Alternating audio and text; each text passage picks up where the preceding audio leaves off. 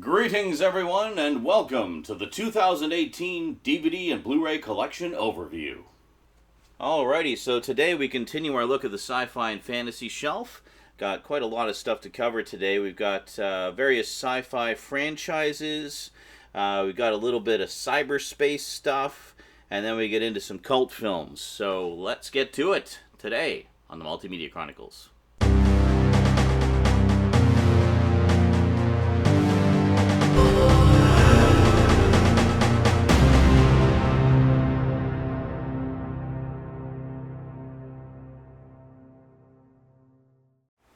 Gee, can you tell that down here is where most of these usually go? Yeah, just ignore that. Anyway, franchises. So franchises essentially I define fairly loosely any movie that has had at least one sequel or a remake or something like that. I just kind of group them together here. Alright, so let's start off with one that we're still waiting for the sequels. We have Avatar, James Cameron's Avatar. So this, of course, is the movie that basically kicked off the 3D craze. And funny enough, this edition does not have the 3D edition. Yeah, there is a standalone 3D version you can get. That's just the theatrical cut. But this, as far as I'm concerned, as far as the movie goes, is the definitive one to get, because it has 3 different cuts of the movie. It includes the original theatrical cut, the extended theatrical cut. You may recall they re-released it in theaters briefly with additional footage, and then an even longer extended cut, which, as far as I'm concerned, is the definitive cut of the movie. I have kind of mixed feelings on this one, honestly. I thought the visuals were spectacular and some of the ideas are cool, but some of it is just kind of like, yeah, been there, done that, seen it before. So, I don't know, it didn't really wow me like it seemed to other people. I mean, other people seem to be, it's like it changed their lives. I'm like, really? Avatar? Did you ever see Dances with Wolves? Did that change your life? Or Fern Gully, The Last Rainforest? Did that change your life? Because they're basically the same story.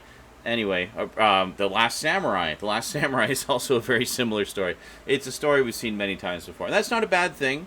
I just didn't think they, I don't know, did something particularly unique with it. Anyway, now on to a franchise that I've basically been completely obsessed with forever, Terminator. So first up we have this here, which is the, when did this come out? This is the 2013 edition of Terminator. As far as I'm concerned, this is the Blu-ray to get, because this is the one that has the remastered print, which looks way, way better than all of the other Blu-ray releases. Now, in terms of the audio, however, a lot of fans have complained about this. It does not contain the original mono track. It was originally released in mono, but it just has the 5.1 surround mix. So that's the one drawback here. It does have some cool special features. There is, I think, a 2-disc DVD edition that has even more special features. I've been keeping an eye out for that forever, but just have never managed to track it down. Then we have Terminator 2, Judgment Day. Now, first up, I know there was a 4K release. Apparently, the transfer is crap. So, if you want the best currently available transfer of the film, this is the one you want. This is the 2015 Blu-ray edition, and this is basically the same transfer that was used for the Japanese release back when the Skynet Edition originally came out. So a lot of people were importing the Japanese release for that reason. Well, you no longer have to track that one down and import it, because you can get this edition fairly cheap. And yeah, it does include both cuts, I believe. Yeah, it has the theatrical cut, which is 137 minutes, and the unrated special edition version, which is 152 minutes. Honestly, as far as I'm concerned, the extended edition is the way to go with this. It is absolutely the definitive cut, and adds so much to the story that it's wonderful. And I do have the aforementioned Skynet Edition, which is basically one of those DNR to hell transfers that everybody hates. The same with the 4K edition, by the way. They DNR'd it again. So I don't know why we can't just get a decent transfer of this. It's not like this movie has legendary cult status or anything, or is considered an all-time classic of modern science fiction action filmmaking or anything. Anyway, I basically got this edition for the extras, and that's pretty much it. So it's got quite a robust extras package on there. I think the cover inside is the same. Yeah, it's the same cover inside, and you know, nice slip cover and whatnot. But far from the definitive print of the movie. Now, just to sort of further my Terminator obsession, I also have this, which is the Terminator 2 Ultimate Edition DVD, with the most ridiculously dangerous metal slipcover ever. Like, you can cut yourself on this so freaking easily. And it's basically, you know, big deluxe edition. Got 2 discs. And again, main reason to get this is for the extras, because most of the extras on this were ported over from the old deluxe Laserdisc edition. And then we have Terminator 2, the Extreme Edition, which again has a bunch of the extras ported over from the Ultimate Edition, plus some new stuff. And it's kind of hard to get out. So that's the case inside. Now this is actually metal. You hear that? You hear the metalness? I demonstrated this a while ago, and some viewers said, "That's not metal, that's cardboard." It's like, no, it's fucking metal. Does cardboard make that noise? I don't think so. It's fucking metal. Ugh, people. I hate them. Hold on. How do I get this back in? Ugh, it's a really tight fit. There was a cardboard release of this, like a re-release, but this is not it. This is the metal one. And then, shit, why did I put it over there? Hold on a second, I gotta climb under everything here. Ugh. And then just very briefly, I'll show you here. I have the aforementioned Laserdisc release, which is beautiful. Big picture of Arnie there. And the Terminator endoskeleton in flames there. And the discs slide out there. Anyway, I did a closer look on this Laserdisc set, so if you want to get a look at all the innards of it, feel free to search my videos and find that. Just look up Terminator 2 T2 Laserdisc closer look, and you should be able to find it. Alright, so we're going to move these back down here. Try not to cut myself on the Ultimate Edition. But yeah, and one of the reasons to keep the Laserdisc, in addition to being a nice little collector's item, it is the only home video release that includes the Guns N' Roses music video.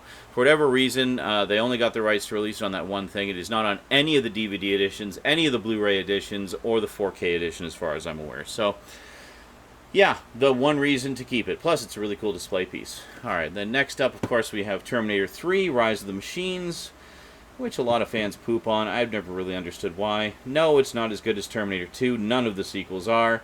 But, I thought it was decent. And it's got Claire Danes in it. I mean, come on. Then you got Terminator Salvation, the director's cut. A very troubled production. This is the infamous movie where Christian Bale's on-set blow-up at the lighting guy came from. Well, this is the movie where it happened. No, that clip is not in the extras. But, yeah. Not bad. I thought it was okay. Not great, but... And then we have the most recent one, Terminator Genesis. The only one that's been done in 3D. And there we go. And this kind of... I thought this was kind of fun. I mean, it revisits a lot of familiar territory and kind of puts a new spin on things. You got Emilia Clarke from Game of Thrones as Sarah Connor. And speaking of Game of Thrones actresses playing Sarah Connor, we have Terminator, the Sarah Connor Chronicles, Season 1, with Lena Headey, also from Game of Thrones, playing Sarah Connor. In terms of the timeline, this one basically is like around the time frame of the first movie, so it's a younger Sarah Connor, and this one is post-Terminator 2, so it's an older, more seasoned Sarah Connor. I really liked this series a lot, and I was kind of bummed that, sadly, it was canceled after the second season, because they were doing some really interesting things in it, and it looked like they were going to keep doing even more interesting things, and then it was over. And that's that. Now, next up, we have Total Recall. Just kind of my little Arnie section here. So this is the... this edition's gone under a few different names. The Mind Control Edition or something. This is the Ultimate Recall Edition. Same contents, regardless of what it's called. But this is basically the nice deluxe edition with all the extras and the remastered transfer. It's very nice. And even though it's not technically a sequel, it's a remake. We have the Colin Farrell version of Total Recall, which I thought was an interesting take on it, actually. There's a lot of fun little nods to the Arnold Schwarzenegger version in this, But in terms of the story, whereas the Schwarzenegger one was played more as a sci-fi spy story, this one is more of a spy story with sci-fi elements kind of thing, if that makes sense. So a lot more focus on the espionage in this, whereas more focus on the action and sci-fi in the original. Then we have a wonderful franchise that I love. I'll show you the new ones first here. We, of course, have Rise of the Planet of the Apes, which, as far as I'm concerned, is an example of how you do a remake right, or a reboot. This is just a brilliant trilogy of films, and I think they're doing a fourth one. I hope they are, because I really love where this has been going. Stupid price tag, ripped the slipcover, but whatever. So we got Dawn of the Planet of the Apes. I just did a big closer look at all my Planet of the Apes stuff, so I'm not going to spend too much time on this here. So we got War for the Planet of the Apes, which I actually still have yet to watch. I really need to sit down and watch this, because I really enjoyed the first two. And then, of course, and then everything falls over, we have the 40-year evolution set of the original 5 movies. Just give you a quick peek here. I've done a few videos about this, actually. Ape Shall Never Kill Ape. We have a breakdown of the timeline of the entire franchise, because it does branch off into some different timelines. And then inside, we've got the discs. If I move this over a little bit, you can see there's lists all the contents there. You got the discs there. And then you swing this out, and you got the other 2 discs there. And then you got a hardcover book, which is beautiful. See if I can actually show you some pages here. Wonderful. Basically goes into the whole history of the franchise, includes absolutely everything up to the TV series and the animated series. Even talks about the Tim Burton movie as well. So very, very nice indeed. Just going to fix these here. Hold on. There. And then in addition to that, I do have the aforementioned Tim Burton movie. I used to have the 2-disc edition, and then I sold it, and then I got this. This was basically part of a batch of DVDs that one of my former coworkers gave me, because he was just getting rid of his collection, and said, "Hey, you want it?" And I'm like, "Okay." And this was one of them. It's just the single-disc edition. It has a few special features on it, but not as much as the 2-disc edition did. And then, of course, I have the animated series, which I loved. Great. So I did not see this when it was originally on. I was like 2 years old, but so the DVD was the first time I saw it, and I just loved it. I thought it was great. And then we have the live-action series as well. So there you go. All the Planet of the Apes you can handle. And I think that is everything they've ever done thus far. Okay, so next up we have Westworld, the original classic starring Yul Brynner as the gunslinger.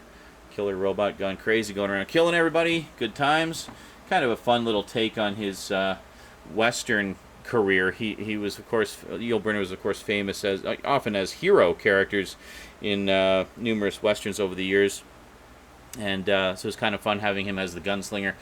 This movie scared the crap out of me as a kid. And by the way, this is actually seen as one of the major inspirations for the Terminator, because the Terminator is very similar. There you go. See? They're brothers.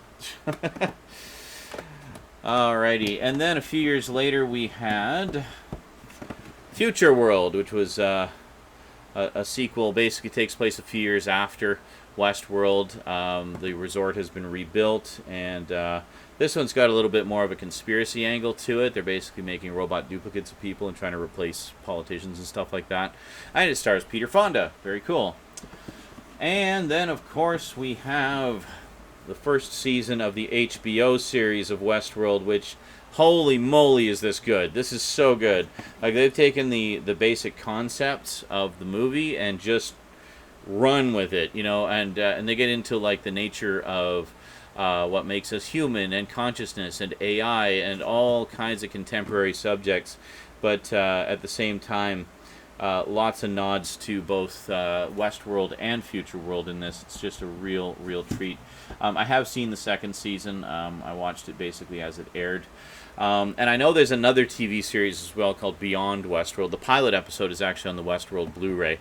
There is a DVD set out of it, which I would definitely like to get to round out my Westworld collection. It was a pretty short series, though. I think it only ran like 8 episodes or something like that. Anyway, the DVD set has all of them.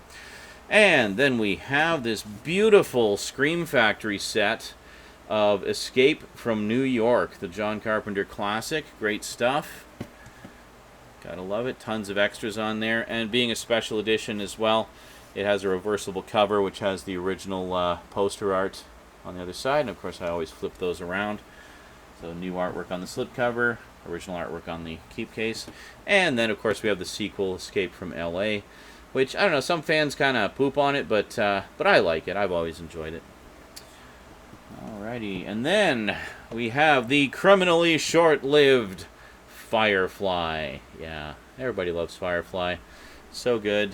There's been rumors that it might come back for ages, and, well, it never has. Well, not never, actually. It did come back once, briefly, as a theatrical movie entitled Serenity, which hastily wrapped up some of the storylines that were only just barely begun in the series.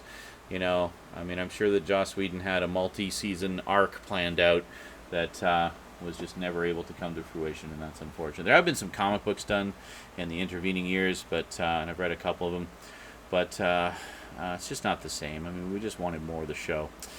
All right, and then we have Stargate. I call it a franchise, and this is like all I have.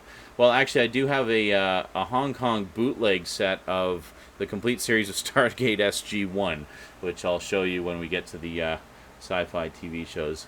Actually, if we look up, that's it right there. There we go, Stargate. Hold on, I gotta reposition you now. Hold on. There. It's a Hong Kong bootleg set. You're not missing anything. It was given to me as a gift.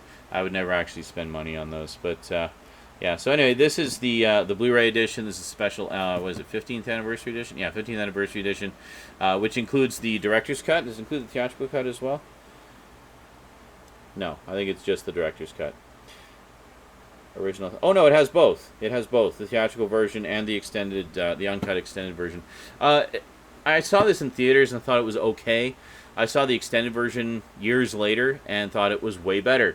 Honestly, I think the extended version works much, much better. And next up, we have V, the complete first season. So this was the short-lived, basically revival series of V. This is the first season.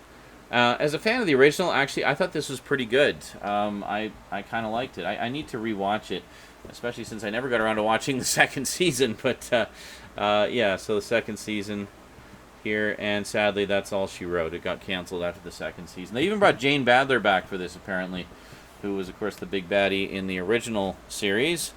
And speaking of the original series, I have the original series as well. So this is the original miniseries, the two-part miniseries of V. Strangely cropped for widescreen on this release. I don't know why. And then we have this one, which is also cropped for widescreen, but apparently this one was actually filmed widescreen safe, specifically because it was going to be shown theatrically over in Europe. So this one, V: The Final Battle, was actually a three-part miniseries, which I remember there were aspects of this that scared the hell out of me as a kid, such as the alien kid there, which we won't show because it'll give you nightmares. But, yeah, good stuff. And then following V: The Final Battle, we had a short-lived regular series, only lasted, what, like 19 episodes, 18, 19 episodes, which continued the story from the end of the two miniseries. And that's all she wrote. Now, that said, V was a hugely popular franchise when it was originally on. There was a comic book series from DC. There was a series of novels. And, yes, there was a lot of side media of it. I've only got a handful of the comic books. I don't think I have any of the novels. But I'd definitely like to get all that extra media at some point. And then next up we have the two X-Files movies. Now, of course, I do have the X-Files TV series. It's up on the shelf there. Oh, actually, it's accessible. Hold on, I'll bring it down. Yeah. There we go. I do have the complete Blu-ray set of the show. I also still have my old DVD set of the show. I recently did a closer look, actually, comparing the packaging of both packaging and contents of the DVD and Blu-ray sets. So if you like, you can check those out. So anyway, I just had the movie here on the movie shelf because it's a movie and movie. So next up, we start to get into kind of our cyberspace section here with one of the granddaddies of them all. We got the Ultimate Matrix Collection. Yeah, so this is the original Matrix trilogy plus the Animatrix animated special and tons and tons and tons and tons of extras. I'm going to do a closer look at this at some point just to kind of show you, what all is in it and stuff like that. But if you're a fan of these movies at all, you definitely owe it to yourself to get this set. It's just fantastic, absolutely definitive. I like all the movies, honestly. I mean, I know that the sequels are kind of flawed, but I don't know, I like them anyway. I think they've got enough good ideas and some fun set pieces and stuff to be entertaining. I was entertained by them, but maybe I'll do some kind of review series at some point. And then we have Hackers, the 20th Anniversary Edition. Even though some of the technology aspects of this are a little dated, it is so much fun. And actually, a lot of the technology things in this, like the mentions of various programming books and such that they use, and a lot of the terminology, was actually quite accurate. They did research. Oh my God, a Hollywood movie where they actually researched the computer stuff. Yeah, and I think that's one of the reasons why this holds up so well, is because those things are accurate. Plus, it's just a really fun movie. I really like this one a lot, and I rewatch it fairly often. I didn't see it when it was originally on. I actually saw it, when it was originally out, I actually saw it quite late, maybe about 10 years after, so around the 10th anniversary, I guess. And then we have the Lawnmower Man Collector's Edition.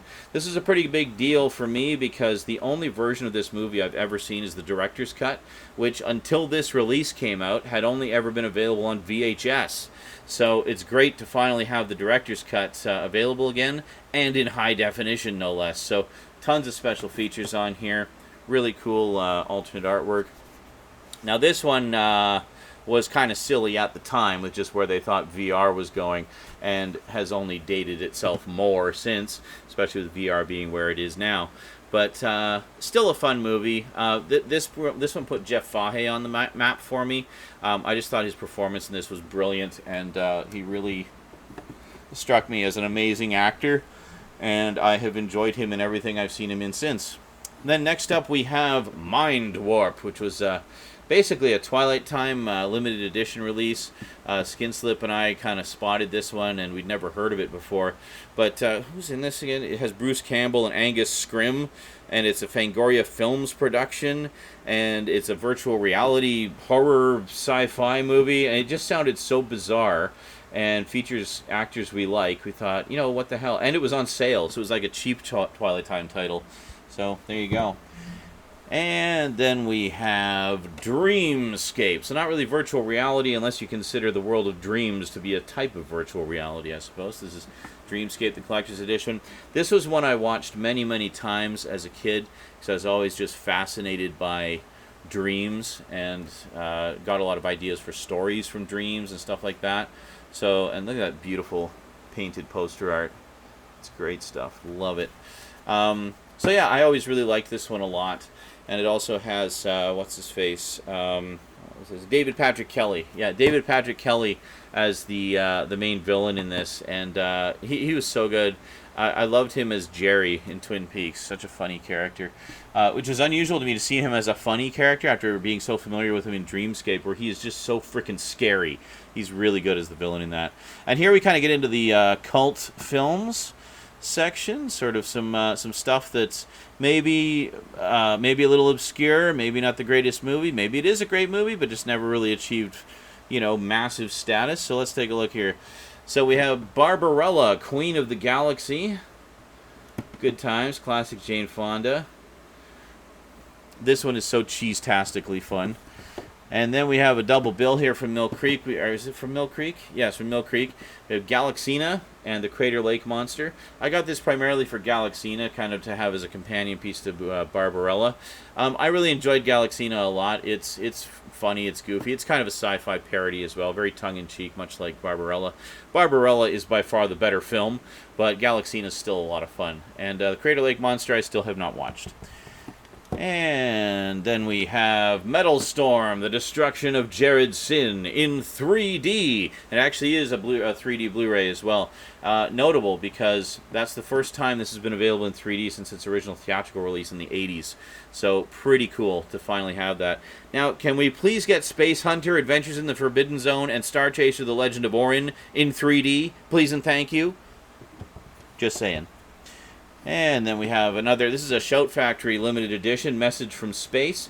I basically grabbed this on Skinslip's recommendation. It just sounded like a really awesome kind of, you know, space opera on a budget kind of thing. I don't know. It's from Toei, a joint production of Toei Company and Toho Kushinsa Company.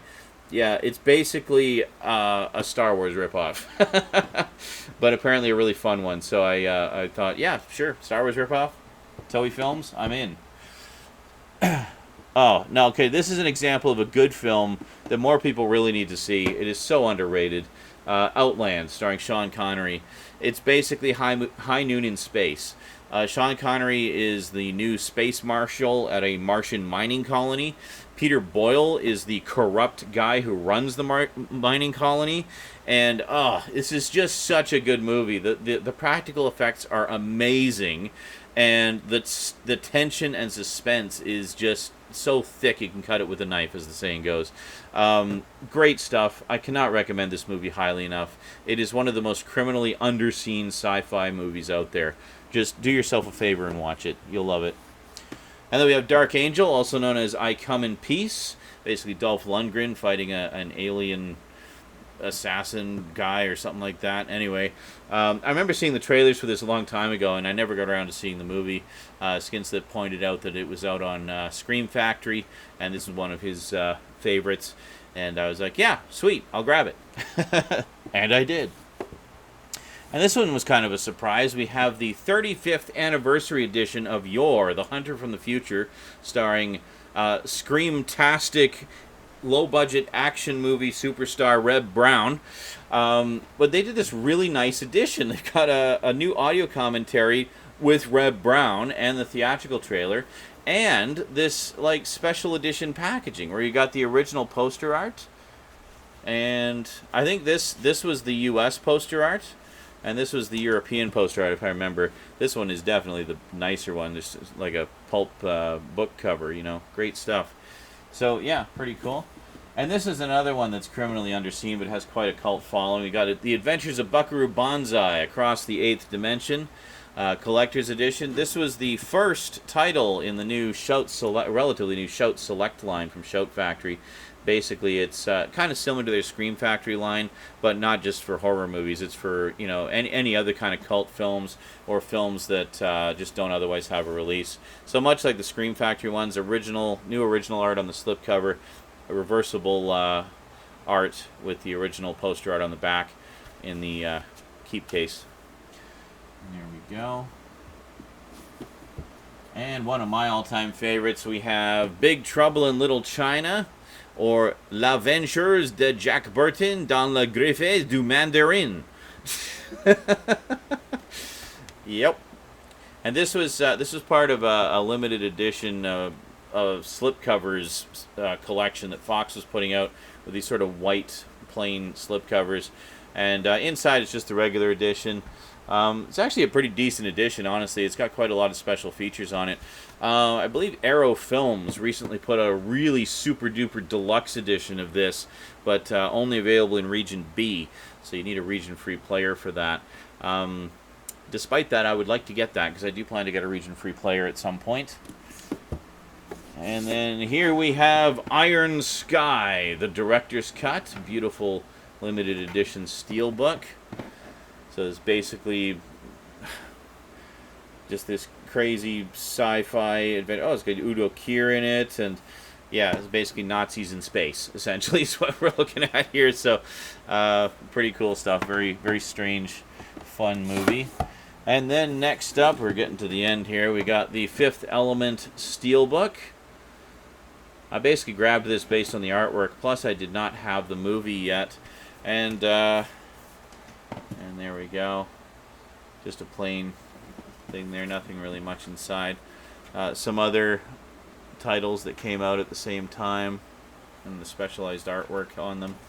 But I was quite disappointed to learn that the print that they used for the disc in this, even though this was released quite a few years later, was the non-remastered craptastic print that everybody hated.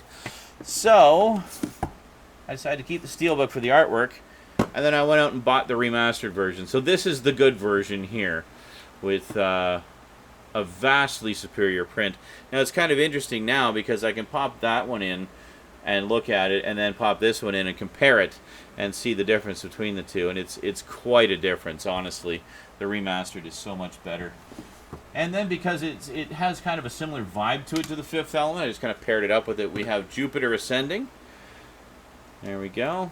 I still have to finish watching, actually. I've only watched a bit of this. But this looked like a lot of fun. It's kind of a nod to, you know, the Fifth Element and other movies from that era, kind of the 90s era, 80s and 90s era space opera type stuff. So, yeah, looking forward to checking the rest of that out. And then finally, we have a double feature here from Mill Creek. We've got Universal Soldier: The Return, which would be the sci-fi one in the set here, and Second in Command, which is not sci-fi. But basically, yeah, I threw this in the sci-fi section because of the Universal Soldier sequel. I'm not sure which one that is in the series. I don't have any of the other Universal Soldier movies. I basically just got this because it was cheap, and eventually I'll get the other ones. And there we go. So that is the, what was it, franchises, a little bit of cyberspace, and cult films. Cool. Hope you enjoyed. We'll see you next time. What is up next time? Oh, next time is a good one. We've got my dystopian films, my smart sci-fi, like smart/classy, kind of like I have my classy horror section. I got my classy sci-fi section as well. And we also get into some time travel stuff. So that's all next time in the next part of the overview. So until then, thanks very much for watching. Big thanks to my Patreon sponsors, and sayonara.